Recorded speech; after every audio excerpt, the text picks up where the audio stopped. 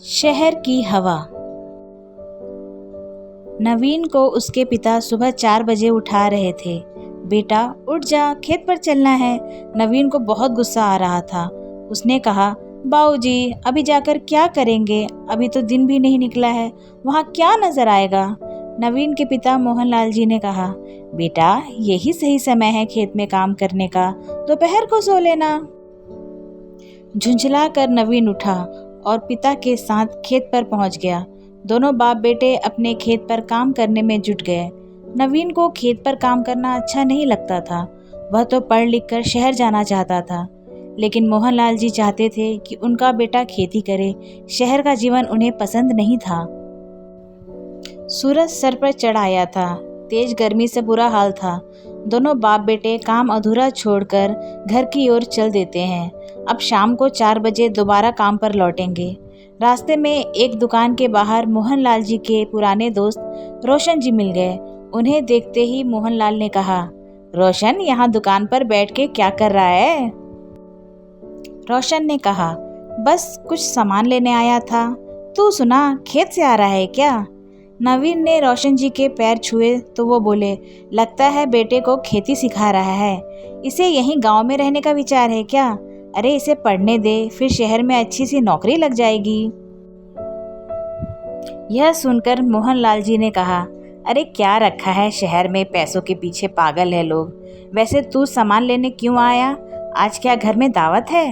रोशन जी ने झेपते हुए कहा, वो कल कमल का फोन आया था, वो छुट्टी मनाने के लिए घर आ रहा है अपने बच्चों के साथ। मोहनलाल जी ने कहा, और तू लग गया मेहमान नवाजी करने। तेरा बेटा छुट्टी पर पिकनिक मनाने आ रहा है, क्या फ़ायदा? बच्चे मेहमानों की तरह आते हैं, हम उनका स्वागत करते रहते हैं, 2 दिन बाद वो चले जाते हैं। कभी तू गया है शहर उनके घर? रोशन ने शर्मिंदा होते हुए कहा, हाँ भाई, कह तो तू ठीक ही रहा है। जब से शहर गया है बस साल में 1-2 बार अपनी गाड़ी लेकर पिकनिक मनाने आ जाते हैं। 10 दिन पहले फ़ोन कर देते हैं, हम पूरा घर सजाने में लग जाते हैं और 2 दिन बाद मेहमान की तरह चले जाते हैं। रही बात मेरे जाने की, तो उनके फ्लैट में हमारे लिए जगह ही नहीं है।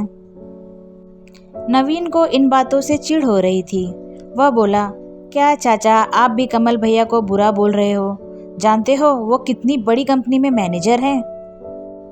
मैनेजर? अरे जो अपना घर मैनेज नहीं कर पाया, अपने माता पिता को बेसहारा छोड़ गया, वो कंपनी क्या मैनेज करेगा? पढ़ लिख कर पैसों के पीछे अपने परिवार को छोड़ देना कहाँ की समझदारी है? मोहनलाल जी ने उसकी बात काटते हुए कहा। नवीन को उनकी बात बुरी लग रही थी। इधर रोशन जी शर्म से पानी पानी हो रहे थे। वो बोले, अब जैसा भी है ठीक है, अच्छा मैं चलता हूँ। उनके जाने के बाद दोनों बाप बेटे घर आ जाते हैं। नवीन और उसके पिता के विचारों में कोई मेल नहीं रह गया था। माँ विमला जी ने नाश्ता बनाया। दोनों नहा धोकर नाश्ता करने बैठे ही थे, तभी बाहर गाड़ी की आवाज़ सुनकर दोनों बाहर निकल आए। नई चमचमाती गाड़ी में कमल अपनी पत्नी और बच्चों के साथ रोशन जी के घर की ओर जा रहा था। नवीन बोला, देखा, इसे कहते हैं तरक्की, कितनी बड़ी गाड़ी है। मैं अभी कमल भैया से मिलकर आता हूँ। मोहनलाल जी ने कहा, अरे नाश्ता तो करता जा। लेकिन नवीन उनकी बात सुने बगैर रोशन जी के घर की ओर चल दिया। मोहनलाल जी ने कहा, विमला सुन, तेरे बेटे पर शहर का रंग चढ़ रहा है, यह भी एक दिन हमें छोड़कर भाग जाएगा। विमला जी ने कहा, कहाँ जरा से बच्चे के पीछे पड़ गए, अभी तो वो 8वीं में पढ़ रहा है। मोहनलाल जी बाहर पेड़ के नीचे खाट बिछाकर आराम करने लगे। विमला जी अपने काम में लग गई। इधर नवीन कमल भैया से मिलकर आया। वह बहुत खुश था। कमल भैया ने उससे कहा, नवीन तू पढ़ लिख कर शहर आ जा, मैं तुझे कहीं ना कहीं फिट कर दूंगा। यहाँ गांव में क्या रखा है? नवीन भी बड़ी गाड़ी और शहर में अच्छी सी नौकरी के सपने देखने लगा। 2 दिन बाद कमल तो वापस चला गया, लेकिन नवीन के मन के तार झकझोर गया। वह अब खेत पर नहीं जाता था, बस पढ़ाई करने में लग रहा था। उसे जल्द से जल्द शहर जो जाना था। इधर उसके पिता मोहनलाल जी नवीन को लेकर चिंता में रहने लगे थे। इसी तरह समय बीत रहा था। कुछ सालों बाद नवीन की ग्रेजुएशन पूरी हो गई। अब वह बस शहर जाना चाहता था। वह रोशन जी के घर गया और बोला, चाचा जी मुझे नवीन भैया का नंबर दे दो, उनसे बात करनी है, वो मेरी नौकरी लगवाने की बात कर रहे थे। रोशन जी बहुत बीमार थे। उन्होंने कहा, बेटा जानता है तेरे पिता ठीक कह रहे थे, मैं पिछले 1 साल से बीमार हूँ। कई बार बेटे को फ़ोन कर चुका हूँ, लेकिन एक बार भी मुझसे मिलने नहीं आया। उसके पास मेरे लिए टाइम ही नहीं है। लेकिन नवीन को कुछ समझ नहीं आ रहा है। वह बोला, कोई बात नहीं चाचा जी, मैं कमल भैया से बात करता हूँ, वो ज़रूर आएंगे और फिर मैं भी उनके साथ चला जाऊँगा। नवीन ने नंबर लेकर फ़ोन किया। दूसरी तरफ से कमल ने फ़ोन उठाया। कौन? भैया मैं नवीन बोल रहा हूँ, आपके गांव से। वो आपने नौकरी के लिए कहा था। कमल ने कहा, मेरा उस गांव से और गंवार लोगों से कोई मतलब नहीं है। मैं अगले महीने कनाडा जा रहा हूँ।